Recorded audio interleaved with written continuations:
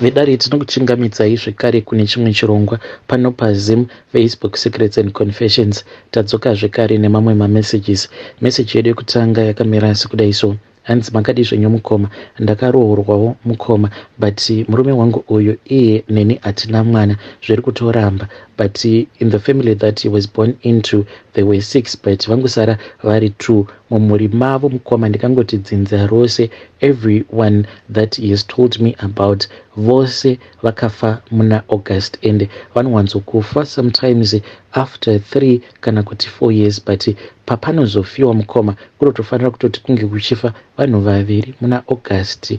And akatondudza nyaya yekuti like the last death that happened in the family, hanzi vakati vari kurufu rwavatete, then vamwe vamunini vavo ndokubva vazoshayika mushure mekunge vangobuda nemotikari yavo vachiti vari kuenda kunotenga madrinks, ndokubva vatoita accident, vakatozogumisidzira vava kutochema vanhu 2. Saka iye manje aingogara achingonditi what is the purpose of working. Pandakasangana naye ndainge ndichitoenda kuPentecostal, but akabva azondipa another view of the world, ndichitoona kutoti zveshuwa uroyi huriko. Saka ndakabva ndazotanga kufarira zvechivanhu, but ndainge ndisingatozive kutoti iye kune kwaainge achida kuti ndinge ndichizosvika, ndokubva azondisvitsa zveshuwa. So mukoma takabva tazoenda kune imwe n'anga iri muno muCape Town, but inobvawo kuZim. Saka tichienda kuenda inge ndisingatombozivi kutoti sekuru vacho ivavo vanotoita zvekurombesa. Iye nekungwara kwake akabva aita kuti inini ndinge ndichiita mhiko dzakawanda kudarika mhiko dzaakaita. Iye akangoita mhiko dzekuzvichengetedza kuitira kuti like paya chikwambo chacho kana chikauya chichida ropa chichida kumuuraya, then chinobva chauya kwandiri sezvo inini ndiri mutorwa, achikwanise kuti chinge chichizondiuraya, but mukoma that is not all. So kuti inini ndinge ndichizokwanisa kukurira chikwambo chacho pachinouya kwandiri, ndakabva ndazourayisa amai vangu, but mukoma amai vangu vasati vafa ndakaita bonde navo, ndakadzokera kumusha, iye ndokubva atosara kuno kuko Cape Town. Totally I was possessed and at that time I was like totally possessed and mad. Ndakatoenda kuZim ndokubva ndazoisira amai vangu mushonga, vakati varara, then amai ndikabva ndatovakurura chipfeko chavo chavainge vakapfeka chechi, ndikabva ndazochiisa muhandbag mangu. Ndakati vasara vakashama kudaro, ndokubva ndatotanga kutoita bonde navo as if I was a lesbian. Ndapedza kudaro ndokubva ndazotora chipfeko chavo chechi, ndikabva ndazvipukuta, ndikabva ndavawaipa. Apa vainge vachirwara amai vasina kana simba vachingogomera, ndakabva ndazotora chimwe chipfeko chavo ndikabva ndavapfekedza, ndokubva ndarara zvangu. Amai vangu vakagomera throughout the night. Hope mukoma dzakaramba kubata, ndichinzwa amai vangu as she was groaning in pain, but ndaisafanira kuti ndinge ndichivabatsira. Mangwana acho amai vainge vava kusatogona kana kutotaura, ndokubva tazovaendesa kuchipatara. Amai vakazogara muchipatara, and this was the plan. Ndikabva ndazodzoka kuno kuCape Town, ndadzoka kuno for about 2 months when I was here, then amai ndokubva vazoshayika. Ndakabva ndati ndainge ndisina mari yekuendawo kumusha kubatana nevamwe kuti tinge tichienda kurufu rwaamai, ndikabva ndati handina mari, ndikabva ndapa masilly excuses, vamwe ndokubva vaenda. So mukoma penti reria pandakadzoka kuno kuCape Town, penti iroro takabva taenda naro kun'anga iya. Saka penti iroro rakabva razoshandiswa, mweya waamai vangu ukabva wazomutswa. Saka chikwambo chacho mukoma chakatomboya last year. Pachakauya last year ndainge ndakatorara, ainge ari masikati, then ndikabva ndatongona kutoti muroom mandainge ndiri mainge muine kamwe kamunhu, but chikwambo chacho ichocho like it's a little human being, but chakazara mazimvere. So apa chinotyisa, chakabva chati kwandiri, saka iwewe ndiwe unoona sekunge wakangwara. Ndikabva ndati uri kutsvakei muno, chikabva chandiudza kuti icho chainge chauya kuzouraya murume wangu. Ndikabva ndachiti never, hakuna zvakadaro. Ndokubva ndatanga kuchituka, chikabva chatiza. Pachakatiza chairakidza kuti ndainge ndakanda moto, ndachikandira moto, chikabva chatanga kubvira, but moto wacho chikabva chatanga kupiswa nemoto uya, but moto wacho hangu handina kana kumbouona, but chainge chingochema chichiti ndatsva. Mukoma ndokuromba kwacho kwatakaita. Zvino sekuru ava vari kuti vari kuda kuti vange vachitigadzirira mushonga. Hanzi vachatipa kamwe kabhodhoro. Kana vatipa kabhodhoro ikako, hanzi ndo kanenge kachigara mushonga wedu, then tichabva tazotanga kuita mari. Saka mukoma, inini hangu I am scared. It feels as if I am sinking deeper and deeper into this occultic world. Hey, vidare ndo message iyo yandakatumidzirwa ichibva kuna vahanzvadzi vedu. Hey, vakataimirwa nevakangwara. Hey, pakaipa. Regedzai tibva taenda panyedu inotevera. Nyedu inotevera yakamira sekudai. Hanzi makadi zvenyu mukoma, ndinokumbirawo kuti munge muchindiposterawo nyaya yanguwo makaviga chitupa changu. Kubva zvandakaroorwa ndaingotambura pese zvinhu zvainge zvakaoma, ndipo pandakazojoinawo rimwe group. Saka group iri rainge rakanzi Widows Gang. Ndokubva ndazojoiniswa group riya mushure mekunge ndapinzwa neshamwari yangu achiti ndiro rakaita kuti ange achiita mari. Saka iye ainge akandiudza kuti group iri rakanzi Widows Gang ndere vakadzi vanenge vafirwa nevarume vavo. Saka iye shamwari yangu akafirwa nemurume wake mugore ra2022. Then akabva atanga kungoita mari. Saka iye ainge achingoti tine maraundi edu atiri kutamba. Saka ndaitofungidzira kuti maybe ainge achitambawo maraundi emaceleb ekufacebook, but later on I then found out kuti no, sandizvo, that one was just a cover up, achitira kuti vanhu vasazomuonera madhiri ake. Saka akabva azotanga mabotics ake achienda kunana China, kunana Turkey, achienda kunohoda hembe uye zvekare nemuno muSouth Africa ava zvekare nemabotic, but she is always flying out of the country. Saka mukoma ndakazoti ndajoinawo group riya ndo pandakabva ndazotanga kubvunzwa mibvunzo yakasiyana ndichingobvunzwa mukoma mushure mekunge ndaedwa mugroup memya. Then friend yangu akabva azotaura kuti ndiye ainge andijoinisa group iroro. Ndikabva ndazonzi ndaifanira kuti ndinge ndichienda kumba kwa admin. So I was like, since when kuti kana ukajoina group then unobva wazonzi anofanira kuti ange achizoya kumba kwa admin.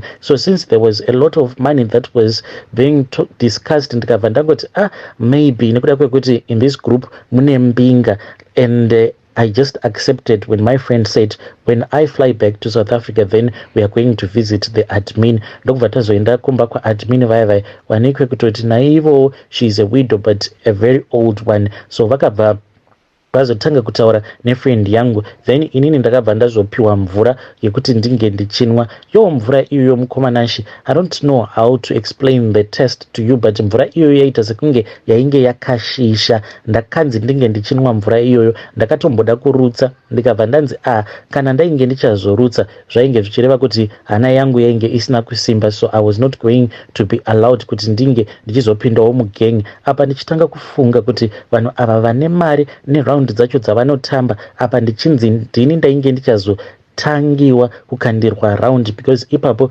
painge pachinzi vanhu because panguva yacho iyoyo zvainge zvichinzi ndainge ndichazokandirwa neavo vainge vachazondikandira round, ende vainge vachikanda maround ema$15,000 US. Ndikabva ndati apa ndinenge ndatowanaka the start of a lifetime. Ndakabva ndashinga mukoma, ndakainwa mvura iyoyo, ndakaita zvekuruma mazino ndichingoshingirira kuti ndisarutsa. Ndakati ndapedza kunwa mvura iyaya, my friend then rushed to the kitchen, akabva auya nelemon, akabva anditi ndinge ndichinanzva lemon riya. Ndakati ndapedza kunanzva lemon riya, ndo pandakabva ndanzwa kuti at least I was no longer feeling nauseous. Then ndo pandakabva ndachizotanga manje kunzwisisa like zvose izvo zvavainge vachitaura. I then understood kuti vakadzi vose ava vari muWidows Gang vose vakachekeresa varume vavo. So ndakabva ndazonzi kuti iniwo ndinge ndichizokandirwa mari, ndaifanira kuti ndinge ndichizochekeresawo murume wangu. Apa mwedzi wainge wava kutoda kutonopera,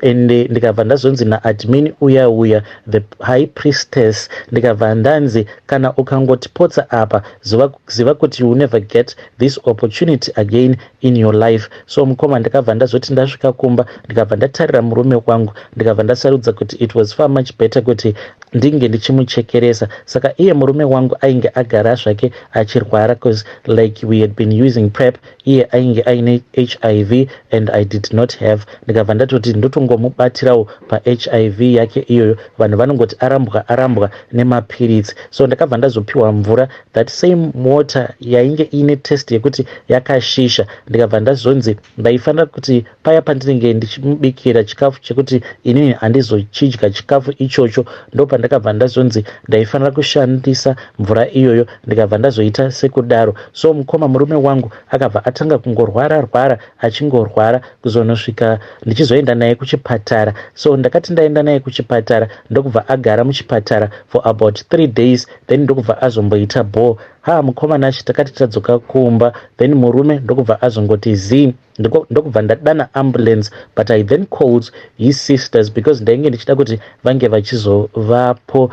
Iye akabva azofa, but he died the following day. Mushure mekunge ashaika ini ndikabva, he then died the following day. Ndokubva taenda naye kumusha. Murume wangu ndakabva ndamuviga, but I was in pain. Apa ndainge ndakanzi handaifanira kuti ndinge ndichiburitsa misodzi. Mukoma nashi ndaingoridza mhere ndakavhara kufesi kwangu, but ndainge ndisingari kuti vanhu vange vachiona kuti I am not even crying at all. So ndakazoti ndadzoka kunoko ndopandakabva ndazotengerwa pant reblack, everything was just black. Ndikabva ndazotengerwa garments zvekare reblack. We then went to this other place, handizive kuti is it a house or is it like a hotel. Takati tasvika kuya I then saw kuti there was an orgy. Ivo vainge vahaya some male prostitutes. So ndikabva ndazonzi ndaifanira kuti ndinge ndichirara with as many men as I could. Mukoma handizive kuti ndakarara nevarume vangani, because as the night was going on ndainge ndava kuti so like kusikarudzi kwangu uku kwainge kungoyerera kuchingoyerera mbeu yavo varume vaya, because ainge achingoda aingouya obva arara neni. Apa ndaingorarwa ndakangopfeka garments raya reblack, then kana chiri sechipfeko changu chemukati chaingoiswa zvacho padivi throughout the night. That is how I graduated into their gang. Then ndikabva ndatokandirwa mari. Ndakati ndakandirwa mari iyaya ndikabva ndazvonzi ndaifanira kuti ndinge ndichitanga really small. I was not supposed like to just start a very big business. Ndokubva ndazotanga kushandira friend yangu at one of her boutiques. Saka hama dzangu dzakabva dzatofarawo dzichitoti at least my life is moving on. Saka friend yangu iye akabva aita sekunge ainge ava kutengesa boutique yake. I asked as many people that knew me if they wanted to buy that boutique, because this was going to be the cover up, because vainge vachifanira kuti vange vachizoziva kuti pandakatanga kuitira mari ndepapi. So most of the people they could not afford it anyway, because all of my relatives they are just poor. So ndakabva ndazongoti one day family group ndokubva ndatanga kuimba kuti Mwari vakanaka vedu we. Then my family members asked me kuti what had happened. That was when I told them kuti friend yangu yainge yandiudza kuti iyo yainge yafunga kuti inge ichindipa boutique, but she was going to share with me the profits of all the clothes that were in the boutique. Ndakabva ndatora munin'ina wangu ndokubva ndatanga manje kuchishanda nemunin'ina wangu. She is a very hard worker and very good at marketing. Mukoma, I have some clothes dzakatopfekwa nemaceleb straight from my own boutique. This is my own story Mukoma, but I am still in that widow's gang.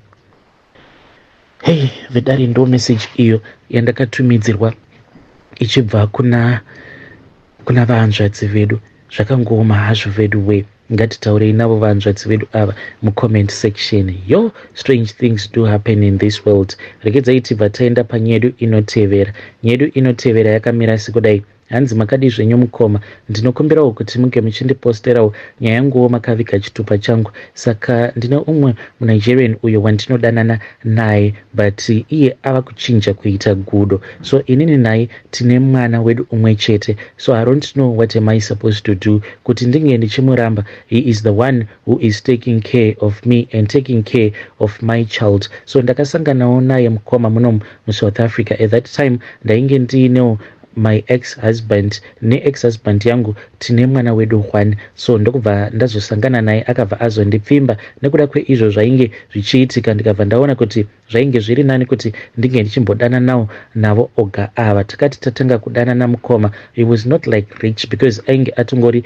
nechihair salon chake, saka life was not that great, but ndakabva ndashingirira. Zvino mukoma nacho ndakabva ndazongoona munhu ava kutanga kuita mari, akaita mari ipapo ndopaakamboita sekunge akandishainira, akabva azotanga kugara zvekare nemukadzi wake muSouth African, because iye achiuya kunoku kuti ange achiwana chitupa akabva azoroora muSouth African, ndokubva vaita vana vavo vaviri, vakabva vazorambana because he was saying kuti handikwanisi kumucontrola. So ndakabva ndarwadziwa, but vakabva vazorambana, and I suspect kuti uya mukadzi uya ndozvaakaramba izvi zvekuti munhu anopota achichinja kuita gudo.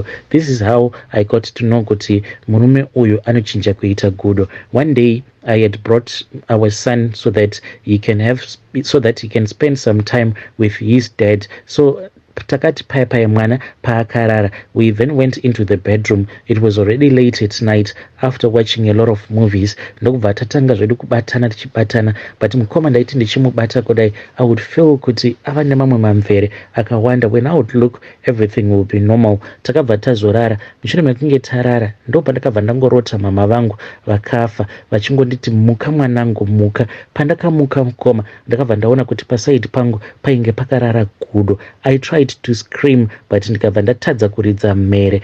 Then iye akabva azotochinja, ndakatomona achitochinja ndobva atoita munhu again, akabva ati honey please do not even be scared. Ndikati what just happened? What sort of witchcraft is that? Akabva andiudza iye kuti paakaona kuti life is not going anywhere, he was tired of running that saloon, ndopa akabva azosarudza kuti zvainge zviri nani kuti ange achiromba. Akabva ati do not blame, akabva ati I am not evil, because dai ndanga ndiri evil I could have sacrificed my son. Saka iye anoti paakaenda kunyika kwavo kuNigeria ikoko akabva azobvunzwa kuti ainge achida achiromba here pavana vake kana kuti pavakadzi vake, because iye anoti I am his wife, and uyo muSouth African anoti again she is my wife because he had kids with both of us. Saka anongoita yaanoda at all the times, but uya muSouth African now the way yaava kumujamukira, there is something that she saw just that,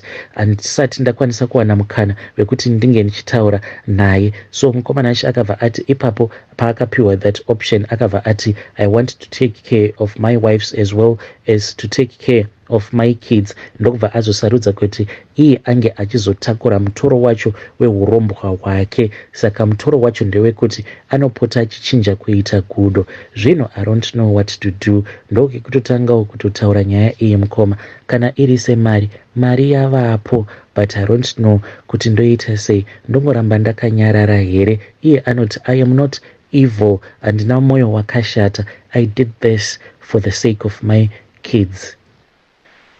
Hey, vidare ndo message iyo yandakatumidzirwa ichibva kuna vahanzvadzi vedu. Please ngatizamei kuti tinge tichitaura navo vahanzvadzi vedu ava mucomment section. Pane imwe message iyo yabva mukupinda, hanzi makadi zvenyu mukoma, ndinokumbirawo kuti munge muchindiposterawo nyaya yangu makavika chitupa changu. So inini ndiri pakatiwo pekuromba, saka ndakabva ndazonzi ndaifanira kuti usiku paya ndaifanira kuti ndinge ndichizobuda panze. Kana ndabuda panze ndainge ndichazosangana nezizi. Izvi ndakazviita kuzimu mushure mekunge ndabva kuSouth Africa. So ndakabva ndazoti paya pandakaromba zveshuwa usiku hwacho mushure mekunge ndabva kumba kwenganga iyaiya ndokubva ndaona zizi riya. Saka ndakabva ndazobata zizi iroro mukoma, ndakaribata very easy.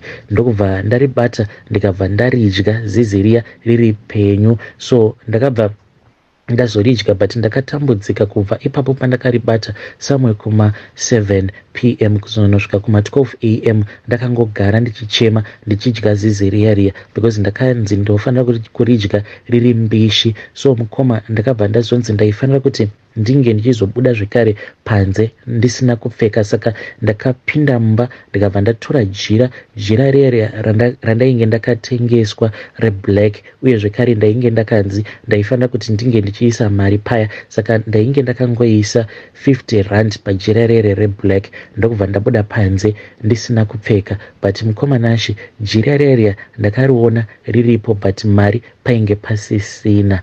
Mari iyoyo mukoma ndakati ndaiisa pajira ndokubva ndatora dombo ndikabva ndazoisa dombo pamusoro pemari iyoyo. Saka handizivi kuti mari iyoyo yakaenda kupi, but nganga iya yamanje pose pandiri kutaura nayo inongonditi muzukuru ndiri busy, pane vane chiri kumbobatsira. Kana ndapedza kubatsira avo vandiri kubatsira ndichazotaura newe. So mukoma handizivi kuti zvakaita here kana kuti hazvina kuita, because ipapo ndakangoti sekunoda kuti munge muchindiudza kuti zvakaita here kana kuti hazvina kuita. Ivo vakabva vati zvinotoda kuti nditange ndatombopinda mumatare then ndobva ndakuudza kuti zvakaita here kana kuti hazvina kuita. Handikwanisi kungokuudza pafoni. Ive dare ndo message yabva mukutumidzirwa neumwe mwanakomana. Such a young man, you can tell from the profile picture. Strange things do happen in this world.